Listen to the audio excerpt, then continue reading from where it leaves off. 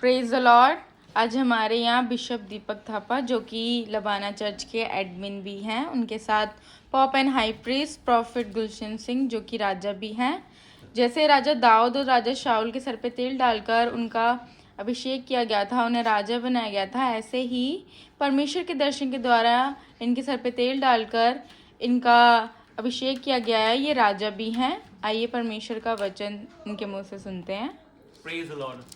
I'm Bishop Deepak Thapa and the admin of this house, and today we are having Pope and High Priest Mr. Gulshan Singh. He is also the ordained king. The kings such as the King David and King Saul, they were ordained as a king by anointing the oil onto their heads, just like that. Our Pope Sir, Mr. Gulshan Singh, he's also been ordained as a king, but by anointing the oil onto his head. All this has been happened in the vision, and that is why he is also ordained king. Today we will talk about the topic that we have talked earlier. Praise the Lord. Praise the Lord. आज हम भविष्यद्वक्ताओं के बारे में बात करने जा रहे हैं। And today we are about to talk on the topic of the prophets. जो एलिया भविष्यद्वक्ता नबी जो हैं, एलिया नबी, The prophet Elijah. पहले राजा की किताब में लिखा हुआ है। In the book of First Kings it has been written. अध्याय 17 का 2 से 6 में लिखा हुआ, हम पढ़ेंगे फिर आपको बताएंगे क्या लिखा है। देखिए आर्च बिशप गीता जो राजा भी हैं वो हमें पढ़ाए। In the chapter 17 verse from 2 to 6 it has been written, and our archbishop she will read the words. तिशबी Elia जो गिलाद के परदेशियों में से था, उसने आहाब से कहा, इज़राइल का परमेश्वर यहोवा जिसके सम्मुख में उपस्थित रहता हूँ, उसके जीवन की शपथ, इन वर्षों में मेरे बिना कहे ना तो मेघ बरसेगा और ना ओस पड़ेगी। तब यहोवा का ये वचन उसके पास पहुंचा, यहाँ से चलकर पूर्व की ओर जा और करीत नामक नाले में जो यरदन के पूर्व में है छिप जा। उसी नाले का पानी तू पिया कर, और मैंने कौवों को आज्ञा दी है कि वे तुझे वहां खिलाए। यहोवा का ये वचन मानकर वह यरदन के पूर्व में करीत नामक नाले में जाकर छिप रहा, और सवेरे और सांझ को कौवे उसके पास रोटी और मांस लाया करते थे, और वह नाले का पानी पिया करता था। अभी देखो यहाँ आप बोलेंगे। And the verse is that the chapter 17 verse from 2 to 6 is that, then the word of the Lord came to him saying, get away from here and turn eastward and hide by the brook Cherith, which flows into the Jordan, and it will be that you shall drink from that brook, and I have commanded the ravens to feed you there. So he went and did according to the word of the Lord, for he went and stayed by the brook Cherith, which flows into the Jordan. The ravens brought him bread and meat in the morning, and bread and the meat in the evening, and he drank from the brook. आजकल की जो भविष्यद्वक्ता है वो तो हवाई जहाजों में, हेलीकॉप्टर में और कारों में घूम रहे हैं। And in today's time, these prophets, what they are doing is that they are just traveling from one place to another place. तो इसका मतलब वो झूठे भविष्यद्वक्ता That means they are a false prophet. अब जो एलिया नबी था वो क्या कारों में घुमा? The Elijah prophet, does he travel like this in the cars or any of the vehicle? अब आप कहेंगे कार नहीं थी तो क्या उसके महल था, ऐशोआराम था? Now if you say that at that time there were no car, but at that time there were the big houses and the big mansions or big properties like that. It used to happen in there at that time. परमेश्वर पिता ने उसे कहा कि जाके तू नाले में रहे, और वहीं मैं कौवों को भी ऑर्डर दूंगा कि वो तुम्हारे लिए खाना लाएंगे, और वो मांस लाएंगे और भोजन लाएंगे, और वही पानी पीना है, वही खाना है। क्या भविष्यद्वक्ता ऐसा करेंगे? And the godfathers told to Elijah to stay by the side of the brook or by the drainage, that whatever he will get there, he will have to eat, be it the meat that he will receive by the ravens, that they will bring the non-veg or the meat by the drainage side, he will have to eat, and also the water that goes by or flows by the drainage or that brook, he will have to drink. Would you ever gonna do this if Godfather says to you? तो ये कौन सी भविष्यद्वक्ता है जो helicopter में, हवाई जहाजों में और बड़ी बड़ी गाड़ियों में घूम रहे हैं, उनके अकाउंट में बड़ा बड़ा पैसा है? ये कौन सी भविष्यद्वक्ता है? And who are these prophets who are just traveling from one place to another, and they are flying from one place to another place in the helicopter, What kind of prophets are these? और अभी देखो यशा नबी को परमेश्वर पिता ने क्या कहा, And just as you have seen that what God Father has said to the prophet Isaiah. ये अध्याय 20 में है, यशा नबी के 2 से 3 पढ़ेंगे हम लोग। उसी वर्ष यहोवा ने आमोस के पुत्र यशायाह से कहा, जा और अपनी कमर का टाट खोल और अपनी जूतियां उतार। अतः उसने वैसा ही किया और वह नंगा और नंगे पांव घूमता फिरता था। तब यहोवा ने कहा, जिस प्रकार मेरा दास यशायाह 3 वर्ष से उघाड़ा और नंगे पांव चलता आया है कि मिस्र और कूश के लिए चिन्ह और लक्षण हो। And now we will look after the prophet Isaiah, and for that we will have to go into the book of Isaiah chapter 20, the verse from 2 to 3. At the same time the Lord spoke by the Isaiah the son of Amos, saying, go and remove the sackcloth from your body and take your sandals off your feet. And he did so, walking naked and barefoot. Then the Lord said, just as my servant Isaiah has walked naked and barefoot 3 years for a sign and a wonder against Egypt and Ethiopia. ये देखो कैसा भविष्य दिखता है। And now you see that how the prophet he is. परमेश्वर पिता से जब बातें करते हैं, परमेश्वर पिता की सारी बात मानते हैं, क्या इनके अकाउंट में पैसा नहीं होना चाहिए?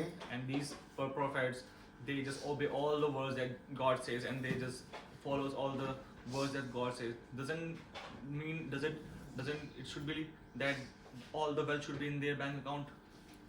परमेश्वर पिता ने से कहा कि अपने कपड़े उतार, जूती उतार और नंगा हो जा, और 3 साल तक नंगा घूमा बिगर चप्पल के, बिगर कपड़ों के। ये बाइबल में लिखा हुआ है, यशायाह नबी की किताब में। And the Godfather has told to the prophet Isaiah that you have to roam for the 3 years without any of the clothes on your body and any of the protective layers under your feet.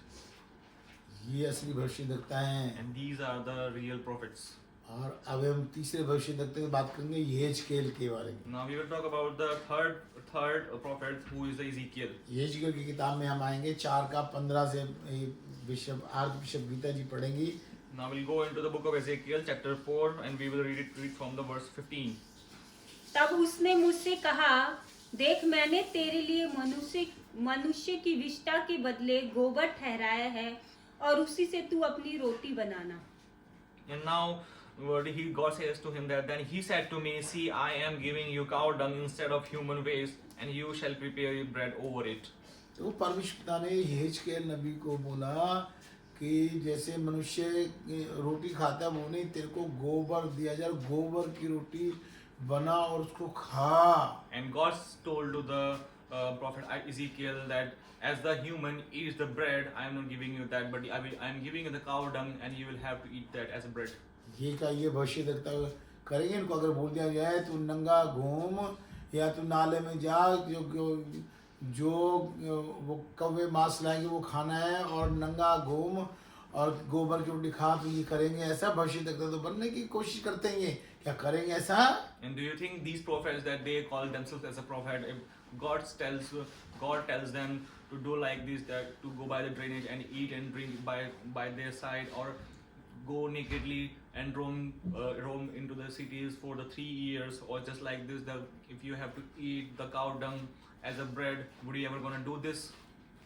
अभी यहाँ तक नहीं रुका, फिर यहेजकेल हम 24 में जाएंगे, अध्याय 24 का 15 से 18 में पढ़ेंगे। And it is not here just which get end. Now we will just move forward, and we will see in the book of Isaiah, in the book of Ezekiel chapter 24, verse from 15 and 16. यहेजकेल की पत्नी की मृत्यु। यहोवा का यह भी वचन मेरे पास पहुंचा, हे मनुष्य के संतान, देख मैं तेरी आंखों की प्रिय को मार कर तेरे पास से ले लेने पर हूँ, परंतु ना तो तू रोना पीटना और ना आंसू बहाना। लंबी सांसें ले तो ले, परंतु वे सुनाई ना पड़े। मरे हुओं के लिए भी विलाप ना करना। सिर पर पगड़ी बांधे और पाँव में जूती पहने रहना, और ना तो अपने होठों को ढांपना, ना शोक के योग्य रोटी खाना। And the word says from the 15, 16, 17, it says that also the word of the Lord came to me, saying, Son of man, behold, I take away from you the desire of your eyes with one stroke. Yet you shall neither mourn or nor sleep, nor shall your tears run down. Sigh in the silence, make no mourning for the dead. Bind your turban on your head and put your sandals on your feet. Do not cover your lips and do not eat man's bread of sorrow. परमेश्वर पिता हिजकियेल को कह रहा है कि तेरी बीवी आज मरेगी और तूने ना रोना है, ना होंठ खिसखिसाने, ना रो कुछ नहीं करना, और तैयार होगा, कपड़े पगड़ी वगड़ी बांध, जूते पहन और तैयार रह. And the Godfather is saying to the Ezekiel that now your wife is going to die, I am going to take her away from your life. And God said to him that you will not cry, and also you will not cover up you will not cover up your lips, and also you will not eat the bread. और अगर ये आजकल के भविष्यद्वक्ताओं को jail होती है तो वो जज के पैरों में गिर जाते हैं कि मुझे माफ कर दो, मेरे छोटे छोटे बच्चे हैं. ये कौन सी तरह की भविष्यद्वक्ता हैं ये? And if in today's day the prophets they get into the jail, if they get captured by the jailers, they goes to the jailer or goes to the judge and they ask for the forgiveness that we have the children and please forgive me and we will never gonna do this thing. So what kind of pastors or what kind of prophets are these people? ये भविष्यद्वक्ता नहीं, ये चोर हैं. And they are not the prophets, they are the false prophets, they are the thieves, ये झूठे हैं. they are the liars. अभी एक भविष्यद्वक्ता और बात करेंगे, होशे भविष्यद्वक्ता की बात करेंगे. And we will talk about another prophet, that is the prophet Hosea. होशे की किताब में पहले अध्याय के 2 और 3 पढ़ेंगे हम. And we will read first chapter first from 2 to 3 verse. होशे की पत्नी और बच्चे. जब यहोवा ने होशे के द्वारा पहले पहल बातें की, तब उसने होशे से ये कहा, जाकर एक वेश्या को अपनी पत्नी बना ले और उसके कुकर्म के बच्चों को अपने बच्चे कर ले, क्योंकि यह देश यहोवा के पीछे चलना छोड़कर वेश्या का सा बहुत काम करता है. अतः उसने जाकर दिबलेम की बेटी गोमेर को अपनी पत्नी कर लिया और वह उससे गर्भवती हुई और उसके एक पुत्र उत्पन्न हुआ. And what it says is that the book of Hosea chapter 1 from verse 2 to 3, when the Lord began to speak by Hosea, the Lord said to Hosea, go take yourself a wife of harlotry and children of harlotry, for the land has committed great harlotry by departing from the Lord. So he went and took Gomer, the daughter of Diblaim, and she conceived and bore him son. Then the Lord said to him, call his name as Jezreel, for in a little while I will avenge the bloodshed of the Jezreel on the house of the Jehu and bring an end to the kingdom of the house of Israel. परमेश्वर पिता ने होशे को बोला, जाके एक वैश्य से शादी कर, उससे बच्चे भी पैदा कर.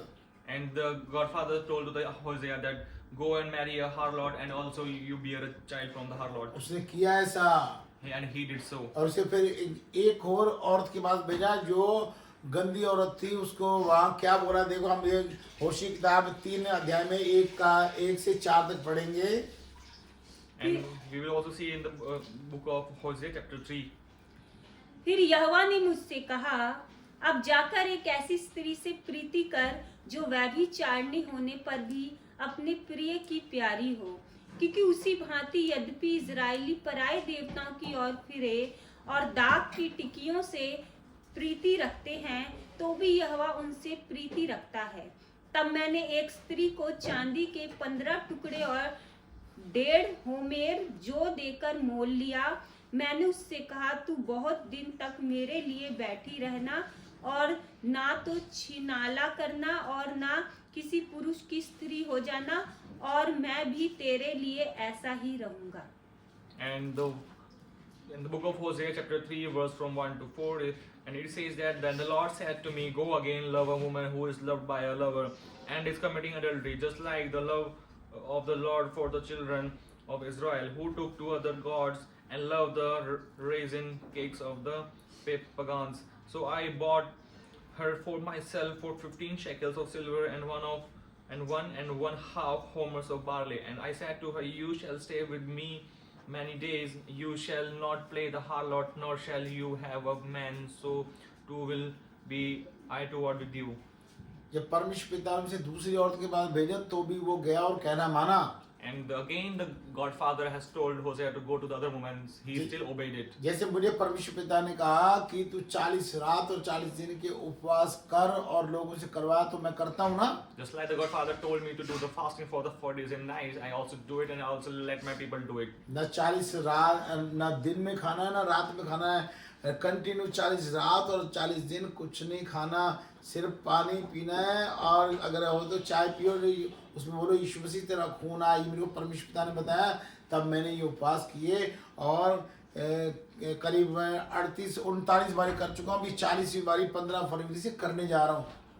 And if you can, and you have to do the fasting for the 40 days and 40 nights continuously. You don't have to eat anything. You will just have to drink. But if you want to take the tea, you can have it. But the condition is that you will need to call out the blood of the Jesus Christ onto that tea, and after that you can just consume or you can drink that tea.